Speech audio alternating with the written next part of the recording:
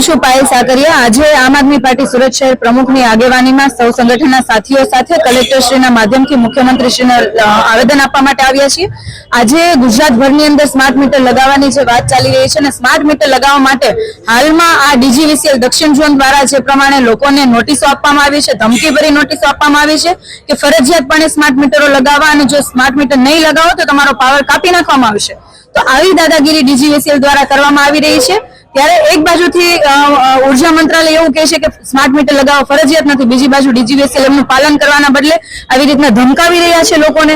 ગુજરાતની જનતા ક્યારેય સહન નહીં કરે, ગુજરાતના લોકો જે ઈચ્છે એ જ કરશે અને લોકો જ્યારે ઈચ્છે છે કે સ્માર્ટ મીટર ના લાગવા જોઈએ ને ભારતીય જનતા પાર્ટી જે રીતે લોકોના ખીચામાંથી સ્માર્ટ રીતે પૈસા કાઢવાનું છે કાવતરો છે એની સામે જ્યારે લોકો ઉભા છે ત્યારે આમ આદમી પાર્ટી પણ એમની સાથે છે ને સ્માર્ટ મીટરો જો ફરજિયાતપણે આવી રીતના લગાવવામાં આવશે, ધમકાવવામાં આવશે, પાવર કટ કરવામાં આવશે તો એની સામે આંદોલન કરીશું। આ બાબતનું અમે મુખ્યમંત્રીશ્રીને આવેદન આપવા માટે આવ્યા છે જે કલેક્ટરશ્રીના માધ્યમથી આપીશું।